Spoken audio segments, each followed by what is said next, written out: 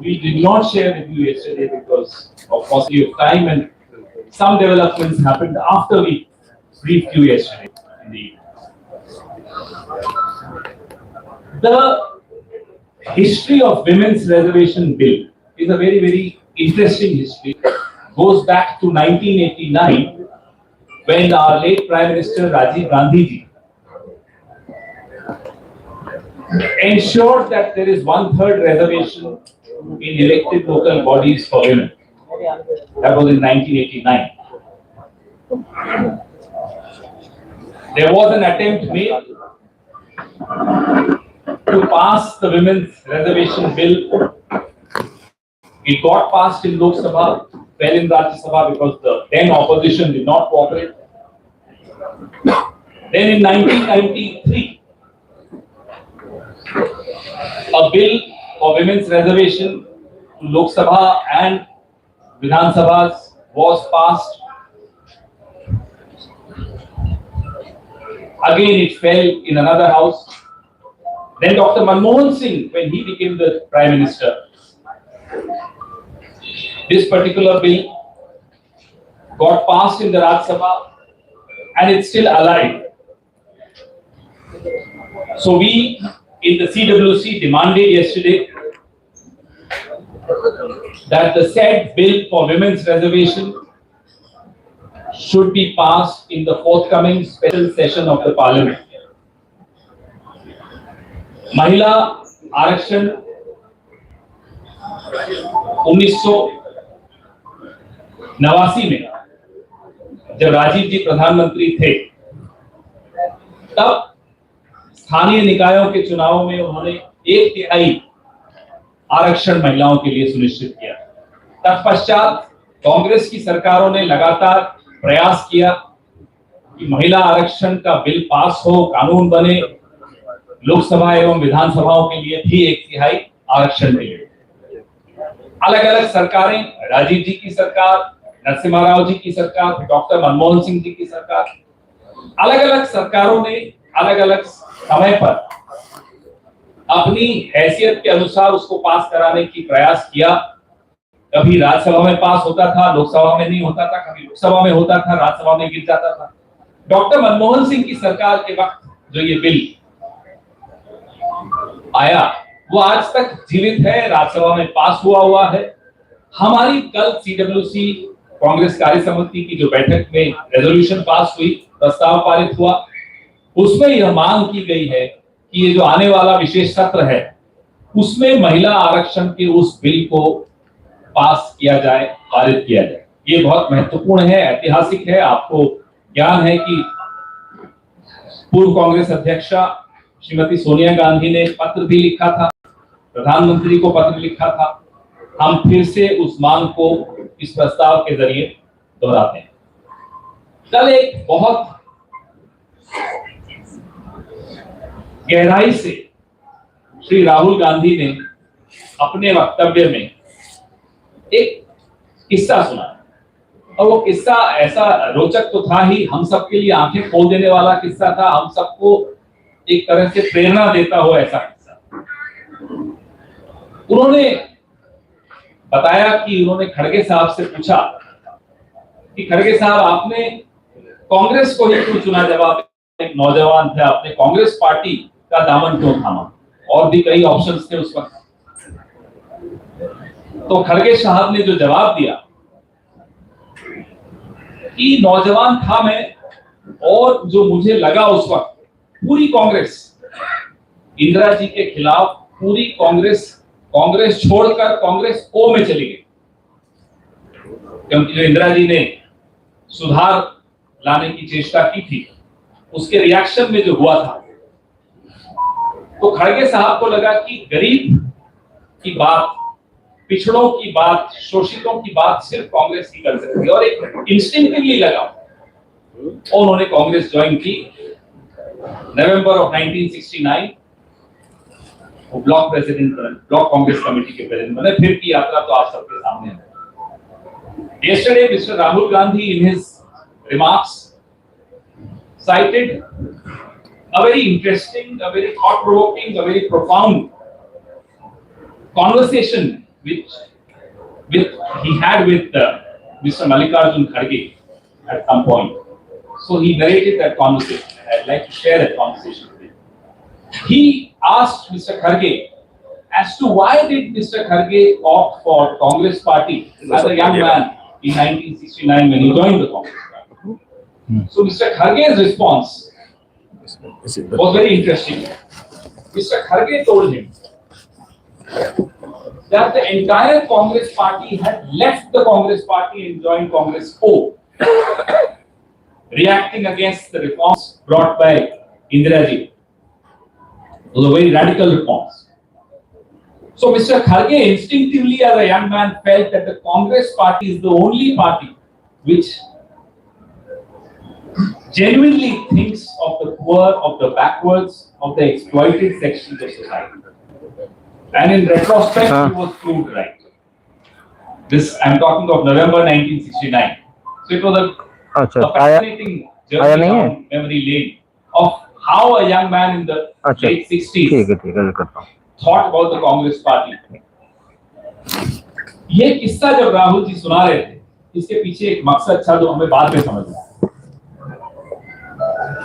राहुल जी ने हम सबको बड़े स्पष्ट तौर पे पूछा कि विचारधारा की स्पष्टता आपके दिमाग में है या नहीं है।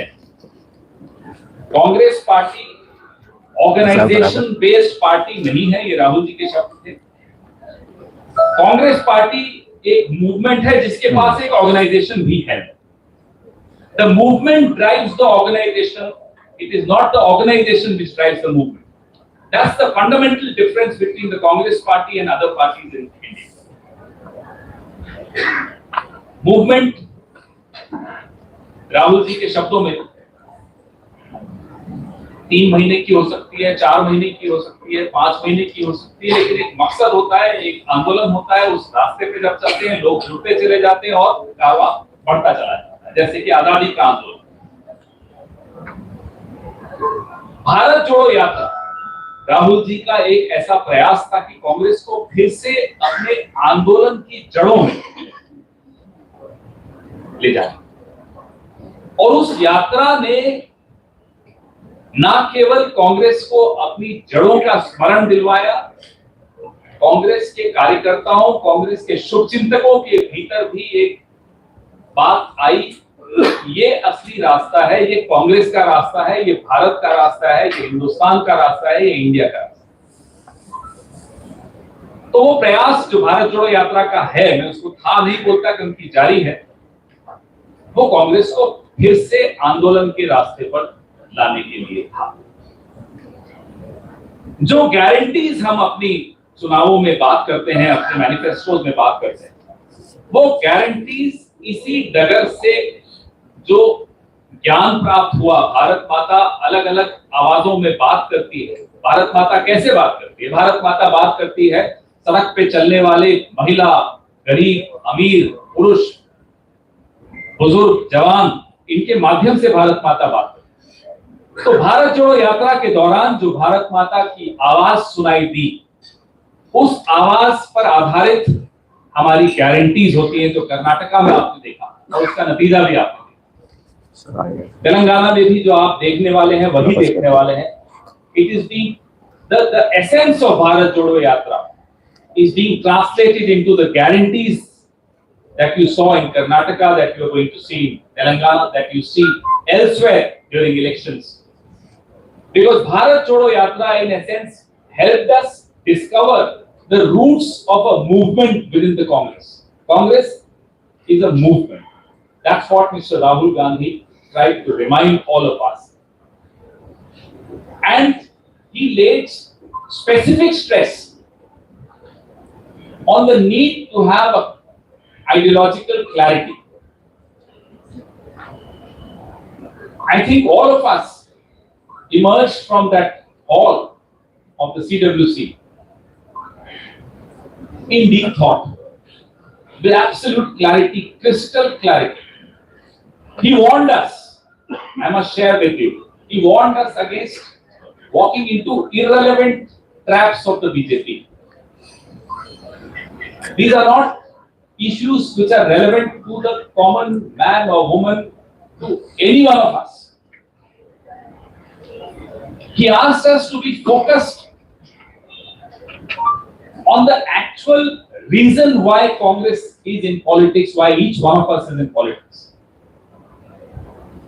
To ensure that we heed the voice of Bharat Mata, translate that voice into actual issues, into actual, wherever we are in government, into actual policy, and where we are seeking to be in government, into guarantees and promises.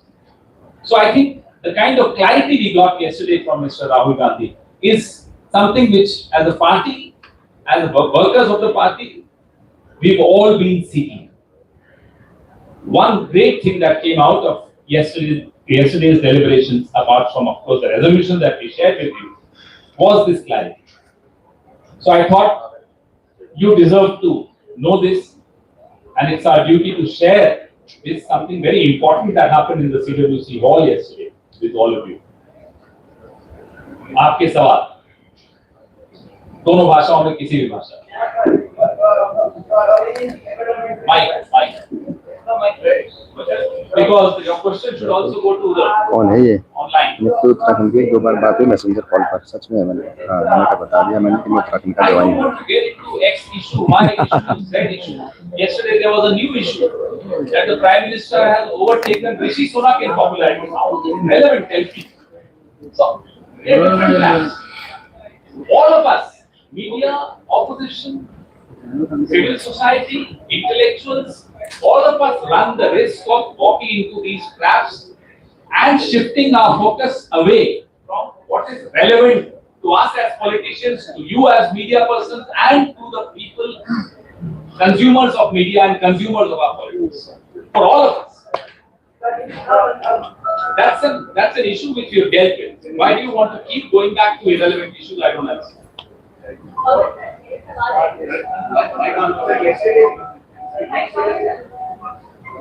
Mike, why do you give up so easily? He has given up. Now you start asking. Yeah.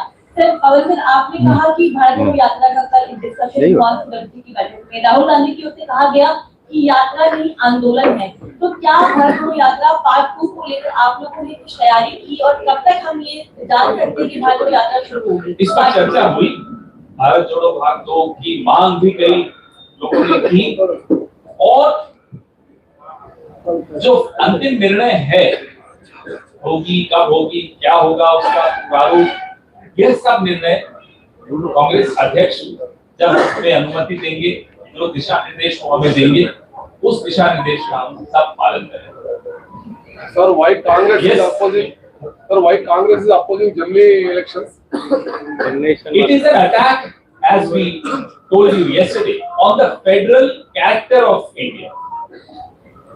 I'll give you a very small example, which is a very relevant example to the kind of party which is in power in Delhi at the center.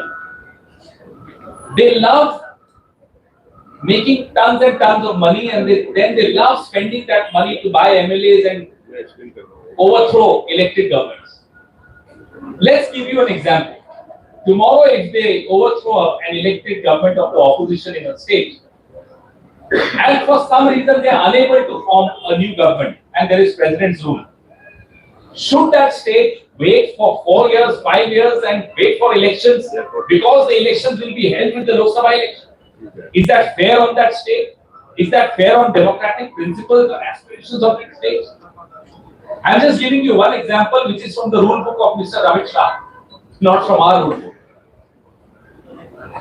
There is a federal characteristic which we are all very proud of in this country. Why is the government of India, the ruling party, bent upon undermining that character, that federal characteristic of India? Sanjeev Trivedi, closer to your mouth. आरक्षण की सीमा को बढ़ाने की जो मांग है वो बहुत से दल बहुत पहले से कर रहे हैं, खासतौर पर जो आपके इंडिया ब्लॉक में सहयोगी है। तो क्या आप लोगों ने ये जो कल फैसला लिया है उन्हीं पार्टियों की मांग और जवाब के मद्देनजर लिया है, और क्या आने वाले दिनों में 1993 का जो इंदिरा गांधी जजमेंट है उसके द्वारा लगाए गए 50% की सीट को बढ़ाने के लिए आप कानूनी रूप से भी प्रयास करेंगे? अप्रैल 2023 कोलार में राहुल गांधी जी ने एक भाषण दिया जातिगत जनगणना को लेकर, जिसकी जितनी संख्या उतनी उसकी भागीदारी, ये तमाम चर्चा उन्होंने उस भाषण में की थी। कांग्रेस पार्टी लगातार इस बाबत मांग भी करती आई है, चर्चा भी करती आई है और चर्चा चल रही है। इस पर आपको हम समय समय पर अपना निष्कर्ष, अपने निर्णय साझा करते हैं। Sahil from PNI. You did touch upon the aspect of the Chinese aggression yesterday in the press conference as well. Himanta Biswa Sarma attacked Congress and said that they're taking notice of this tweet which was there. He said the Congress has given up Northeast Ocean to China itself, and it is quite anti-national according to them. How do you respond? Mr. Sharma doesn't realize his own party's maps give up large tracts of land, not just on the map. His government at the center has given up actual tracts of land to China. And not just did they give up the land, along with the land went a certificate. Clean chit certificate. Nobody has entered our land. Meaning what? Where the Chinese stand today is their land. That's what essentially the Prime Minister has gone and done. The greatest, I repeat, the greatest damage to India's borders have been done. To our geographical integrity has been done by Narendra Modi. That's a damage for which I don't think any single Indian would ever forgive him. He has, we kept asking him, the status quo ante of April 2020, all the patrolling points where our Jawans were patrolling freely, are they able to patrol on the same points anymore? No response. There have been more than 18 rounds of talks between India and China, different levels. Why are we having those talks if all is well? If we are able to patrol on all those points, we ask, why is it that in a conference in Delhi, a very senior police officer in her report clearly mentions the patrolling points where India can no longer go or access? All these are questions which demand answers from none other than the Prime Minister himself, because he is the one who went and gave that clean chit to China.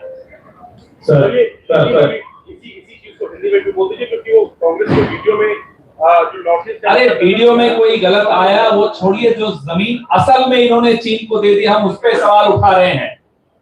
ना केवल जमीन दी चीन को, जमीन के साथ साथ एक सर्टिफिकेट भी दे दिया मोदी जी ने कि जमीन भी ले जाओ और ये सर्टिफिकेट भी ले जाओ कि हमारी जमीन पर कोई नहीं घुसा। तो जहां चीन आज खड़ा है, जहां पीएलए आज खड़ा है, वो चीन की जमीन है, ये एक तरह से सर्टिफिकेट दे दिया प्रधानमंत्री। इससे ज्यादा नुकसान इस देश का, भौगोलिक नुकसान, स्ट्रेटेजिक नुकसान किसी और सरकार में नहीं हुआ जितना नरेंद्र मोदी जी ने अपने जुबान से नुकसान किया है इस देश का। और उस नुकसान की भरपाई नहीं हो पाएगी। जिन पेट्रोलिंग पॉइंट्स पे हम अप्रैल 2020 से पहले पेट्रोल कर पाते थे, गश्त लगा पाते थे, क्या आज वहां हम गश्त लगा पाते हैं? 18 राउंड्स वार्ता के हो चुके हैं चीन और भारत के बीच में, इन्हीं डिस्प्यूट्स को लेकर, इन्हीं मुद्दों को लेकर। तो जब प्रधानमंत्री कहते हैं कोई डिस्प्यूट ही नहीं है, तो ये वार्ता क्यों चल रही है? क्यों हमारे 20 से 24 जवान उस वक्त शहीद हुए थे? क्या कहना चाहते हो आप कि वो चीन की जमीन में जाकर शहीद हुए? वो अपनी जमीन की रक्षा करते हुए शहीद हुए। इनको पहली शर्म आनी चाहिए क्लीन चिट देते हुए, दूसरी शर्म आनी चाहिए फौज का अपमान करते हुए,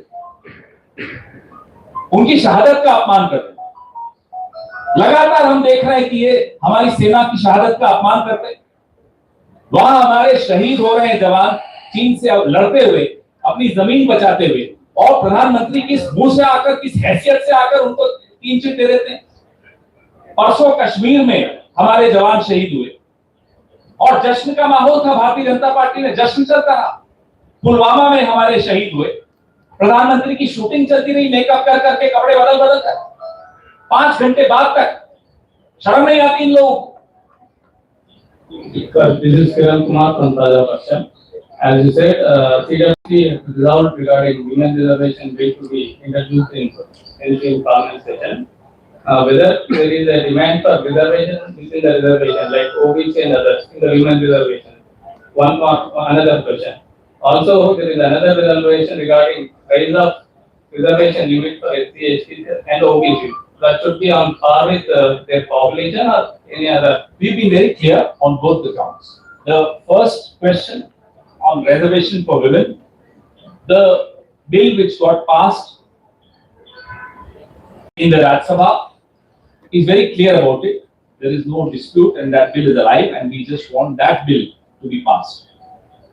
Number 2, Rahul Gandhi in his speech in Kolar in April 2023 in Karnataka was very clear about the policies of government, including reservation, has to be in sync with the population, with the numbers, with the actual numbers of different sections. And how do you arrive at those numbers? How do you arrive at those numbers without a caste-based census? Why is the government shying away from caste-based census? That was his question and that was his demand. And that is our demand. Pawan ji, Madhu RTV, Asaduddin Owaisi ने थोड़ी देर पहले comment किया था कि INDI alliance जो है हमारा कोई इन्विटेशन नहीं आया था, उसलिए ज्वाइन नहीं हुए। फिर भी अभी देश में पॉलिटिकल वैक्यूम है, इंडी अलायंस को नहीं फुलफिल नहीं कर सकते, इसलिए केसीआर जी से हम लोग अपील करें सो है मायावती, AMIM, केसीआर और दूसरा और रीजनल पार्टीज को मुलाकात करके थर्ड फ्रंट बनाने के लिए कोशिश चल रही है। उसके बाद क्या करें? देखिए, आज हमारा एक रैली होने वाली है। कल और आज 2 दिन से हमारी CWC हैदराबाद में चल रही है। अचानक खबर आती है कि अमित शाह जी महाराष्ट्र का दौरा कैंसिल करके हैदराबाद आएंगे। जाना महाराष्ट्र था, भूल गए, चले आए हैदराबाद। अचानक खबर आती है कि ओवैसी साहब जिन्होंने हैदराबाद में बहुत अरसे से कोई रैली नहीं की, उन्हें भी इसी दिन रैली करनी है। अचानक खबर आती है BRS को भी रैली करनी है आज ही। तो जुगलबंदी तो आपको सुनाई दे रही है। You can hear the duet going on. All three have come together. तीनों इकट्ठे आ गए। क्यों? क्योंकि कांग्रेस तेलंगाना में CWC की बैठक कर रही है और लाखों की रैली को आज शाम को एड्रेस करने वाला। घबराहट देखिए, और जब इंसान घबरा जाता है ना, तो उसका असली चरित्र और असली चेहरा सबके सामने आ जाता है। तीनों घबराए हुए हैं, तीनों का असलियत सामने आ गई कि तीनों मिले हुए हैं।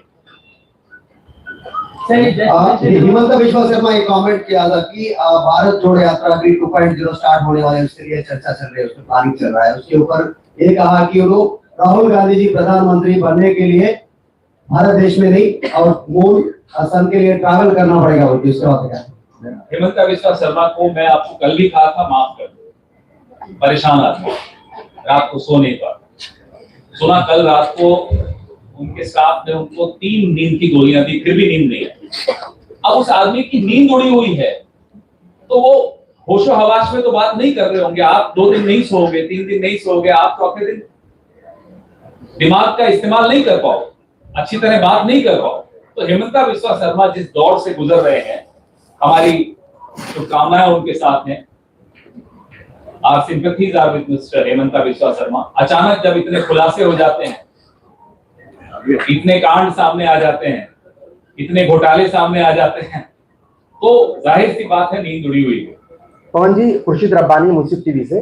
मेरा सवाल ये है कि कल जो मेंबर पार्लियामेंट है राज्यसभा नासिर हुसैन साहब, उन्होंने कुछ मुस्लिम इश्यूज को लेकर के बात रखी, माइनॉरिटी से जुड़े इश्यूज को लेकर के बात रखी, कि कैसे जिन प्रदेशों में, जिन राज्यों में मुस्लिम जो वोटर्स हैं या जो मुस्लिम कम्युनिटी है वो पार्टी से छिटक गई है, उसको कैसे नजदीक लाया जाए। दूसरी बात यह कि बहुत सारे इश्यूज के ऊपर कांग्रेस पार्टी भी मुसलमानों से जुड़े इश्यूज पर खामोशी इख्तियार कर लेती है, और ऐसा कई बार देखने को मिला। ये आम लोगों के बीच में भी ये चर्चा रहती है, चाहे नासिर जुनैद का मामला हो तो प्रियंका और राहुल गांधी की तरफ से कोई ट्वीट नहीं हुआ, कोई बात नहीं कही गई, तो वो नाराजगी एक तरीके से उन्होंने कल रखी वहां पर CWC की उसमें मीटिंग में। तो क्या क्या बातें हुई हैं और क्या मेरी जानकारी में ये नहीं था, क्योंकि मैं जब हॉल में था तब मैंने ये नहीं सुना। हो सकता है मैं आपके बीच में आ गया हूँ तब बात हुई हो, लेकिन मेरी जानकारी में ऐसा नहीं है कि उन्होंने ऐसा क्या कहा क्या नहीं कहा। तो जब जानकारी नहीं हो तो नहीं बोलना चाहिए। रही बात मुद्दों की, कांग्रेस पार्टी इस देश के हर वर्ग की चिंता करती हुई पार्टी, इकलौती ऐसी पार्टी है जो हर वर्ग के लिए चिंता करती है, उनके मुद्दे उठाती है, उनके मसाइल पे अपनी बात रखती है। कोई और पार्टी आपको नहीं मिलेगी, कोई किसी जाति की पार्टी है, कोई किसी धर्म की पार्टी, एक ही पार्टी है जो संविधान के आधार पर पूरे देश के हर वर्ग की पार्टी। सर मेरा सवाल है कि कुछ पत्रकारों के खिलाफ आपने एक